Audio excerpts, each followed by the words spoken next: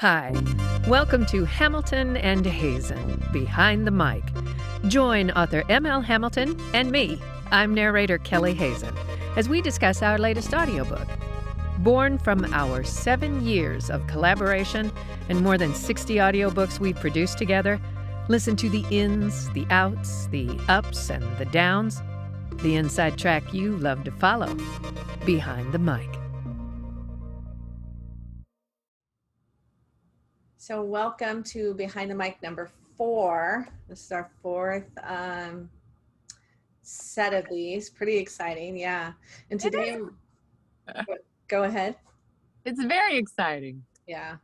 Today we're going to talk about our latest book, The Moon Walker, which we literally finished and literally went into publication. And I have a couple of questions for you. Okay.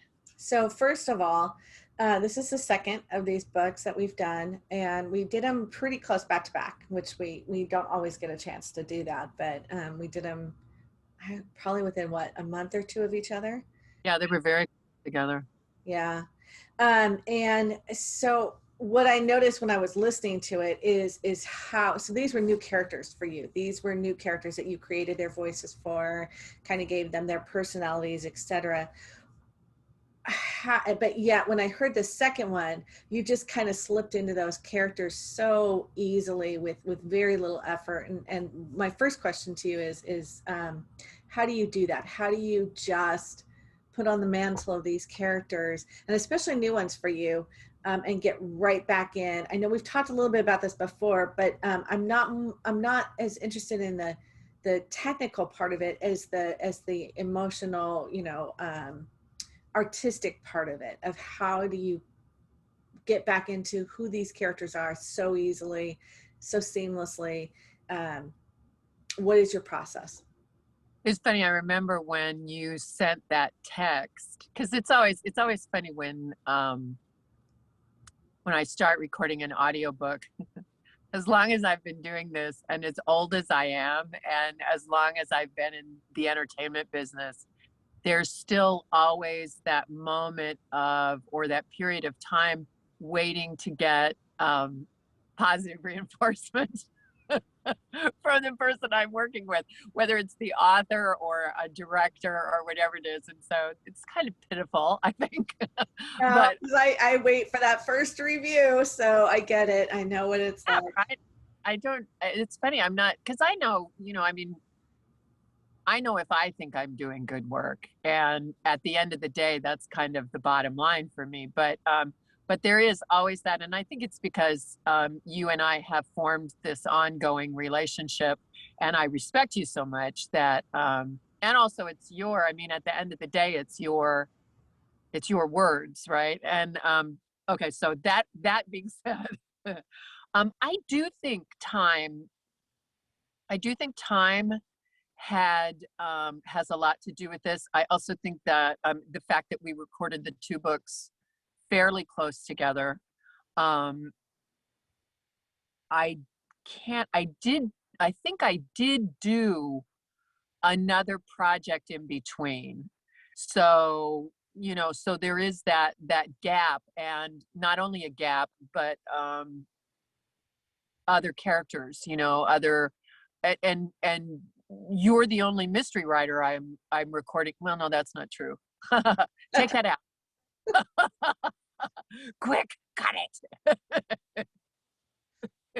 No, but This is a low budget technique here. So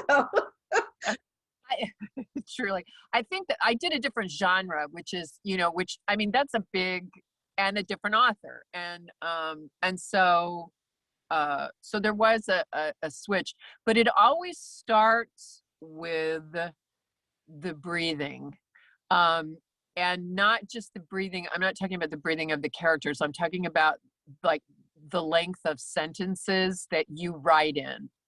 And I don't know if, some people might call it a cadence, and I don't know if you're aware of it, but every author I deal with, they have a cadence or a length, a kind of standard length of sentence.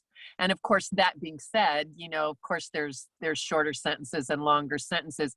But in terms of the actual phrasing and the number of words involved in a phrase, for me, that equates with breathing.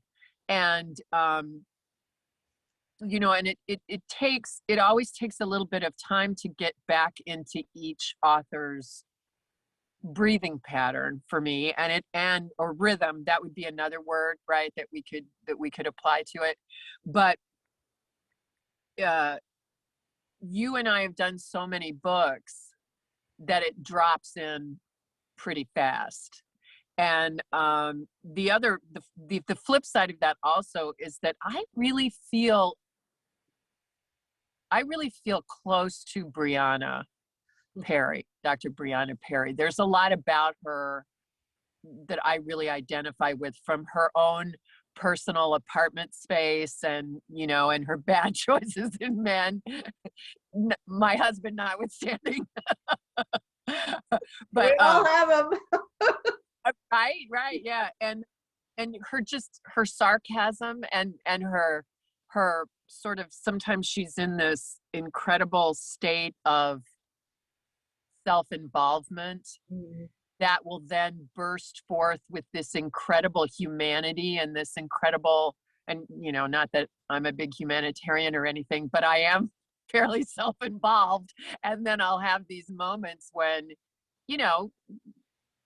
I think about what's good for mankind. I saw a woman litter in the grocery store parking lot this morning. She opened her car door and she kicked trash out of her car onto the ground and left it in the grocery store parking lot. And my husband was in the grocery store, and I literally had pulled up my hoodie, and I had my sunglasses on and my face mask, and I had on latex gloves, and I was gonna ninja over to her car and pick up the litter and kind of like put it between her side view mirror and the driver's door, so that when she came back, she would know that someone was watching.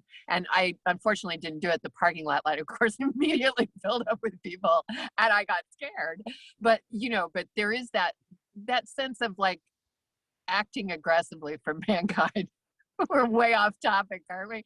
But no, but I think that's where Brianna's ability to stop people from doing things would come in handy, Yeah, exactly. Yeah, so there is it's also new for us. I remember being really excited when we started Avery, and really excited when we started Zion.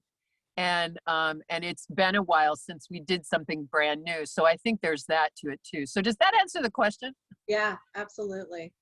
So you brought up two things that kind of lead me into my next two questions. The first question is, we talk about, as a teacher, as an English teacher, I talk about the fact that a writer can be identified, a really good writer, a skilled writer can be identified by their prose. You could take their name off of it and read. I always do a thing with Steinbeck, where I have a bunch of different writers, and then with my students, and they have to identify which one of the passages are Steinbeck, and they almost always nail it every time, because there's a cadence and there's a rhythm, as you said, to his writing. And sentence length has a lot to do with that. He has these very long, flowing, artful sentences, where if you contrast that with Hemingway, whose goal was always to have the shortest amount of words possible, it's very distinct, which each one of them brings to that artistry. And I think that that's an interesting comment that you made about, you get to where when you work with an author long enough, you get their cadence down. And I think that's a really important point that you made about that. I think it's interesting. So then it brings me to my second question, which was, Brianna can be brash, and there can be moments, she is very self-involved at times, and very self-focused on what's happening with her, to the exclusion of what's happening with anybody else. I think Cassie's calls her out on that a couple of times. Have you had the experience, and you work with a lot of different authors, I'm not your only author, and you work with a lot of different authors. Yes, you are. It Denise, seems to, what? Michelle, you're my only one. it seems to a reason that you would run across a situation where you wouldn't like the character that you're narrating, that the character just doesn't have that connection for you, that you seem to really have a personal connection to a lot of the characters. And I'm certain that there must be a time where you run across a situation where you just don't have that connection, or you don't even like the character. And I struggle as a reader.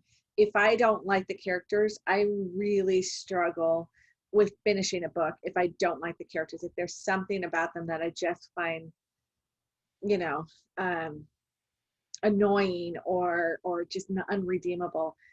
How do you approach that if you do run across a character that you find, it's difficult to kind of get into that headspace?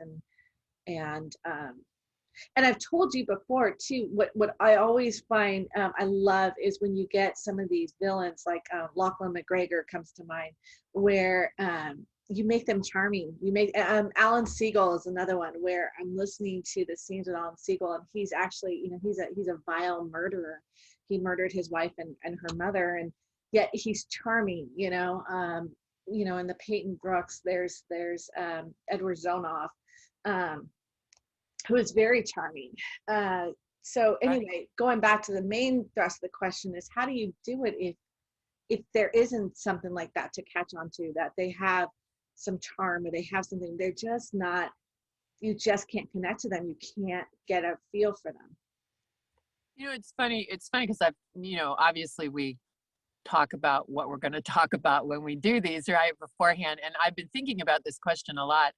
And then you just gave it sort of a new flavor to it. That I had a friend of mine say to me, because I used to be audiobooks. It's not that it's a new thing for me. I've been doing it for years, but in terms of the scope of my career, it's fairly new. And I had this young friend say to me, I was just thinking about you and your acting, and don't you miss it, isn't it? And I had stopped and thought about it, and I just went, no, I don't miss it, because now I do it every day. Every day I do basically a full length play, and, because I record for like 2 or 3 hours a day. And the wonderful part of it is that I'm not limited on the microphone, like I'm limited when I'm on camera. And the opportunity, this opportunity to give voice to, and it sounds a little bit cliche, but to give voice to a darker side, to give voice to one's darker side. There's these people, these villains, they experience a freedom that many of us rarely do, and to just be that free, it's a pleasure to get to dabble in that as an actor and as a narrator. So the another thing that comes to mind that I think is significant and has a lot to do with where I operate from is that one of my acting professors, acting teachers, as I was developing my own way of working, is a wonderful man named Manuel Duque. And it seems obvious to say this, but when you play a villain, that person is not doing what they're doing to be villainous. That, or then it becomes melodrama, right? It's Snidely Whiplash. Bad people do bad things for what they believe to be good reasons. Alan Siegel truly thought his wife and his mother-in-law needed to be killed, and that it was the best thing to do for everyone involved. And Manuel called it por los buenos. It's always por los buenos, right? For the good. So when I get to play somebody like that, it's finding why they think it's the good thing to do, and just always coming at it from a positive side. Now, so that being said, that's when it's a character who is inherently villainous, right? What then comes the discussion of when I think a character is bad. And so the Por los Buenos kind of gets me to the other side of that. I mean, I always think of the psychiatrist in the Peyton Brooks mysteries, you know, and the prostitute. You know, that's one of my favorite lines. I will always remember that. I mean, that guy's a Yeah. and but it is sort of wonderful in that, because I know that the more awful a human being he is, the more righteous Peyton will get to be on the other side. You know, so there is that you know, resistance, that pull against, that allows the other side to hopefully be victorious, or at the very least in that scene or in some later scene to come and push back against that character that is disliked. The other side of this is when I'm reading and I think that a character is bad because they haven't been written well. Yeah.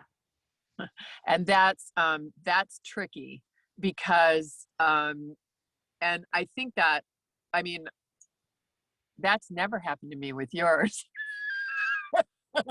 No, and I'm kidding. That has never happened to me with yours. I would like to think that if I found some grave,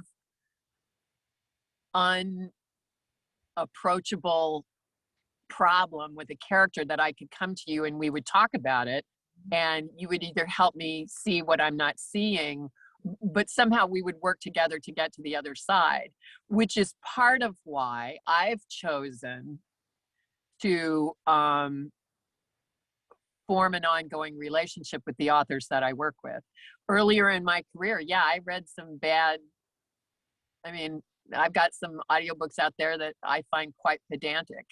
And it's not because of my work, you know, but but there's, you know, but yeah, and that's tough, because once you're in relationship with somebody, and in terms of an author and a narrator, and if they don't hold your opinion in any kind of esteem, you're kind of stuck with it. And I've never quit a book, but I've not taken books where I just couldn't. I mean, you know, and in a way, we come back to Brianna on this, right? I mean, she is self-involved. There were moments when I find myself going, God, she is so selfish. And then almost as soon as I think that, one of the other characters will call her out on it. Cassius will call her out on it. And that selfishness, that lack of vision is being used to tell the story, right? It's intentional. Right. It's when characters has no redeemable qualities, or very few, and it has nothing to do with the story, right? It's a gap in the storytelling that, and so I try now to be much, particularly if I'm getting into a new relationship with a new author, I want to take the time to read the book, and actually, I think you and I have had this discussion, and you pointed out to me, this is my reputation that that I'm protecting. So that seems, you know, that's a multi-sided question. Well, that's some great information. That's all I have for today. Did you want to add anything? No. We're gonna cut this one shorter than the last one. All right. Well, so the Moonwalkers should be out in audio. Gosh, what? A couple more weeks.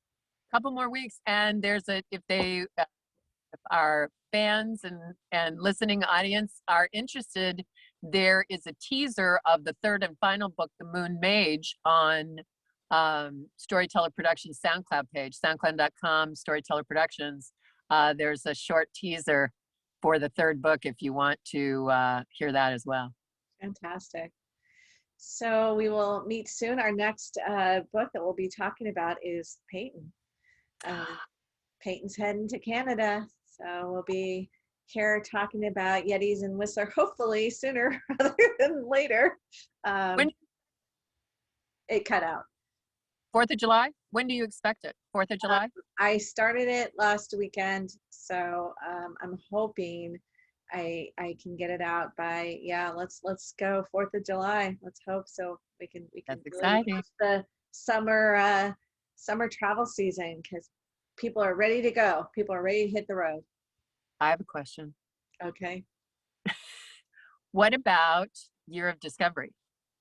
Yes, we need to work on that. So we will be coming out with the Year of Discovery in the next couple of months. It'll be the full 12 books in the whole series. We will have both an ebook and an audiobook version of that.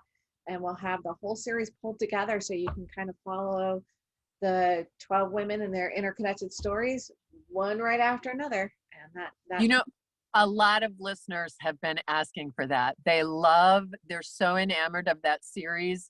And because it's almost novella-like, just to be able to listen one right after the other in a box set is a lot of folks very excited about that.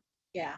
So that should be coming in, a couple months. So, all right, Kelly, thank you. And You bet. Thank you to our viewers. And we will be back with Behind the Mic number 5, Yetis and Whistler. Woohoo! Bye. Bye. Thank you for joining us for Hamilton and Hazen Behind the Mic. Visit authormlhamilton.net and kellyhazennarrates.com to join our newsletters for more insider news and views. Today's episode is sponsored by Phoenix Publication Services, PPS, Digital Shepherds. Let us ignite your writing goals.